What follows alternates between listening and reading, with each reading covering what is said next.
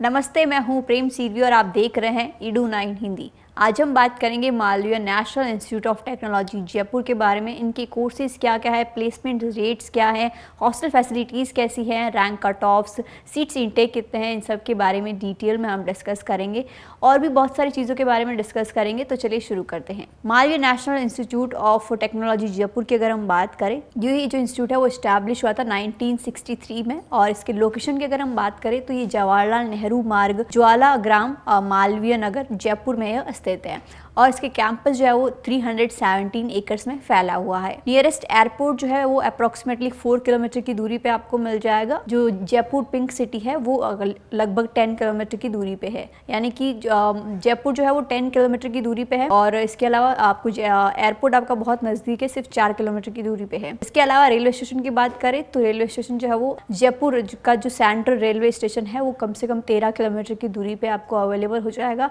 उसके बाद में काफ़ी सारी बस की सुविधाएं भी है, जैसे गांधीनगर जयपुर, दिल्ली अजमेर शताब्दी, ये सारी बसेस के नाम हैं। ये इन सारी बसेस से आप ट्रैवल कर सकते हैं, जो कि कम से कम 2 किलोमीटर की दूरी पे आपको अवेलेबल हो जाएगी from the main gate.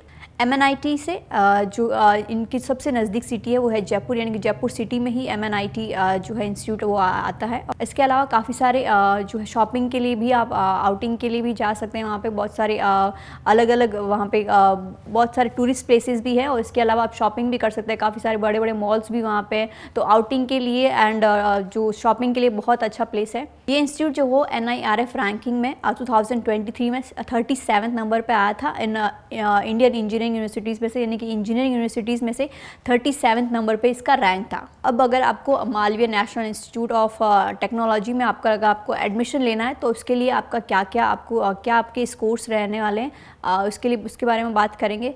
Top courses की अगर हम बात करें, अगर आप होम स्टेट के हैं यानी कि आप राजस्थान के ही हैं और उसमें अगर आपके टॉप कोर्स में आपके CSE जो है वो 220 तक होने चाहिए और उसके अलावा लीस्ट कोर्स में मेटलर्जी जो है आपके 110 तक आपके मार्क्स होने चाहिए उसमें। और इसके अलावा अगर आप अदर स्टेट के हैं तो आपके जो टॉप कोर्स में आपके CSE जो है 205 तक होने चाहिए और लीस्ट कोर्स में मेटलर्जी में आपके 125 तक आपके मार्क्स होने चाहिए। अब बात करते हैं बीटेक कोर्सेज़ की, यानी कि MNIT जयपुर में कौन कौन से बीटेक कोर्सेज़ अवेलेबल है।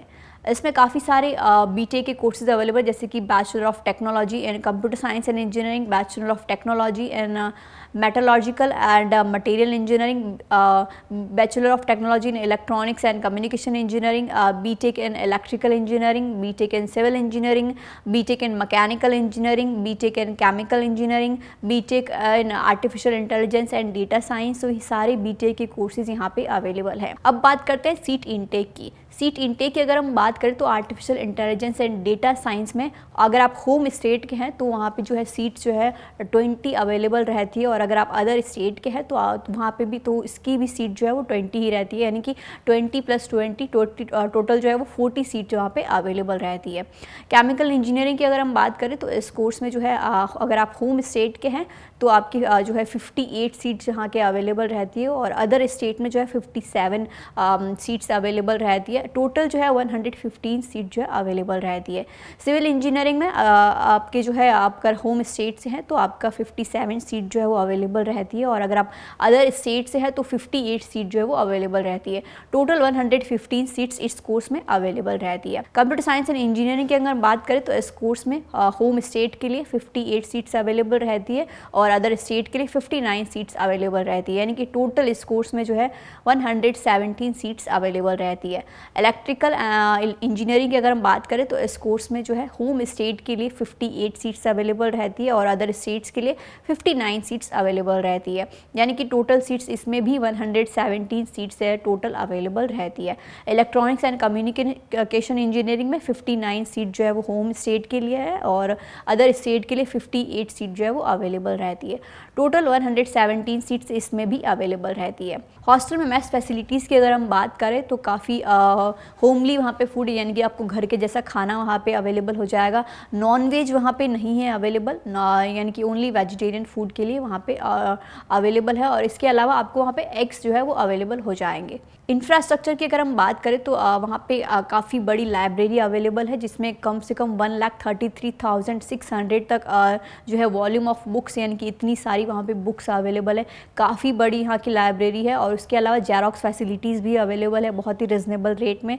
और उसके अलावा हॉस्टल फैसिलिटीज़ की बात करें तो 10 हॉस्टल्स जो है अवेलेबल है और एक जो हॉस्टल है वो अंडर कंस्ट्रक्शन है। इसके अलावा इसके अलावा LED HD TV और गुड DTH कनेक्शन भी वहाँ पे अवेलेबल है। इसके अलावा काफ़ी सारे ग्राउंड्स भी है, जैसे कि टेबल टेनिस का ग्राउंड है और उसके अलावा ओपन एयर थिएटर वहाँ पे अवेलेबल है, बैडमिंटन कोर्ट है। बॉयज़ हॉस्टल में जो है आप अगर सिंगल ऑक्यूपेंसी में रह सकते हैं, शेयर्ड रूम्स में भी रह सकते हैं और इन कैंपस के अंदर अगर आपको हॉस्टल चाहिए तो आप वहाँ पे भी रह सकते हैं। गर्ल्स के लिए भी हॉस्टल्स अवेलेबल है, जैसे कि सिंगल ऑक्यूपेंसी में और शेयर्ड रूम्स में एंड इन कैंपस हॉस्टल में। यानी कि इन तीन टाइप से आप जो है अपना रूम ले सकते हैं अपने कंफर्ट के हिसाब से।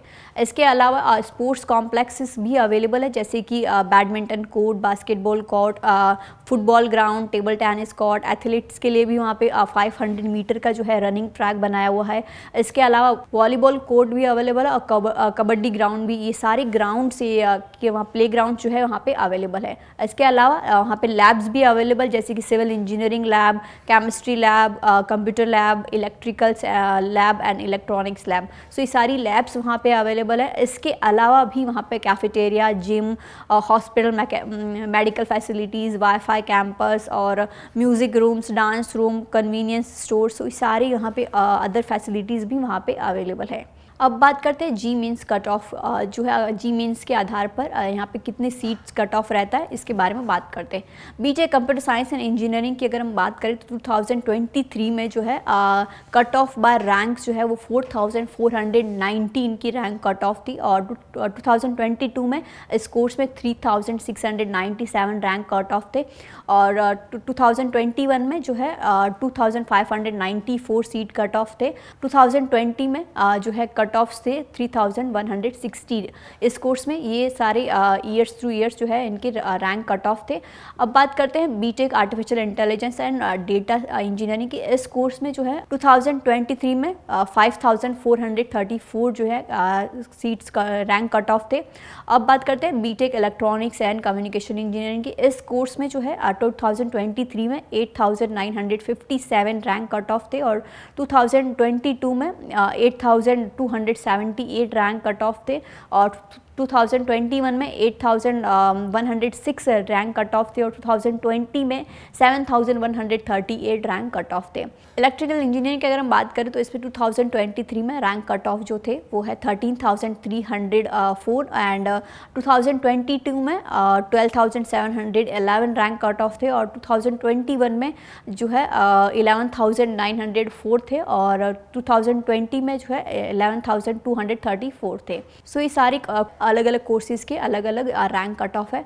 अब बात करते हैं केमिकल इंजीनियरिंग की। केमिकल इंजीनियरिंग की अगर हम बात करें तो इसमें 2023 में 22,184 रैंक कट ऑफ थे और 2022 में 23,479 रैंक कट ऑफ थे और 2021 में 19,901 रैंक कट ऑफ थे और उसके बाद में जो है 2020 में जो है 18,682 रैंक कट ऑफ थे।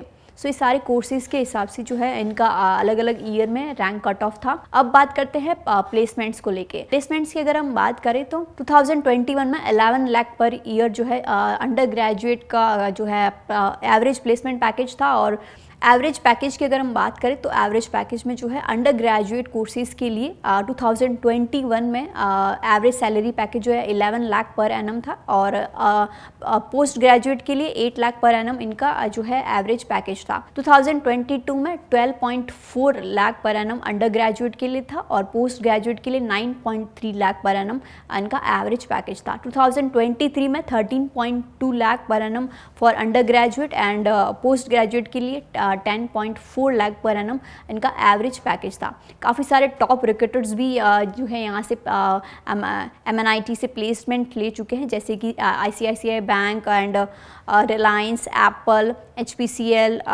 टाटा स्टील जैसे बड़े बड़े जो रिक्रूटर्स हैं यहाँ से प्लेसमेंट्स ले चुके हैं। हाईएस्ट पैकेज की अगर हम बात करें तो हाईएस्ट पैकेज जो है वो अंडर ग्रेजुएट के लिए 64 लाख पर एनम 2022 में इनका जो है प्लेसमेंट पैकेज था और 2023 में 64 लाख पर एनम जो है इनका हाईएस्ट पैकेज था, और एवरेज पैकेज की अगर हम बात करें तो 12.4 लाख पर एनम 2022 में जो है पैकेज था। यूजी कोर्स के लिए जो है 2023 में यूजी के लिए जो है 13.2 लाख पर एनम इनका एवरेज पैकेज था। अकेडमिक्स की अगर हम बात करें तो काफ़ी सारे सेंटर्स यहाँ पे अवेलेबल, जैसे कि centre of energy and environment, material research centre, national centre for disaster mitigation and management, centre of rural development, centre of cyber security. So ये सारे जो है अकेडमिक में जो है सेंटर्स अवेलेबल है।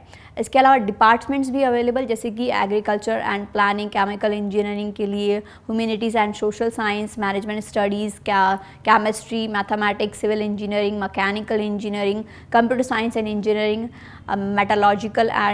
Metallurgical and material engineering, electrical engineering, physics, electronics and communication engineering. So ये सारी जो है डिपार्टमेंट्स भी अलग अलग वहाँ पे अवेलेबल है। इसके अलावा काफ़ी सारी जो है स्पोर्ट्स एक्टिविटीज़ भी वहाँ पे होती है, और उसमें कम से कम जो है 1000 स्टूडेंट जो पार्टिसिपेट करते हैं एवरी ईयर, और उसमें काफ़ी सारे जो है कॉम्पिटिशन्स भी होते हैं एट नेशनल लेवल। काफ़ी सारे रिव्यूज़ भी दिए गए स्टूडेंट्स के द्वारा, आप स्क्रीन पे देख सकते हैं उनके रिव्यूज़। काफ़ी सारे अच्छे रिव्यूज़ भी हैं और काफ़ी सारे बुरे रिव्यूज़ भी हैं उनके अपने एक्सपीरियंस के हिसाब से। वीडियो के अंत तक बने रहने के लिए बहुत बहुत धन्यवाद। ऐसी ही और एजुकेशनल रिलेटेड इन्फॉर्मेशन के लिए आप हमारे चैनल को सब्सक्राइब कर सकते हैं। मिलते हैं नेक्स्ट वीडियो में। धन्यवाद।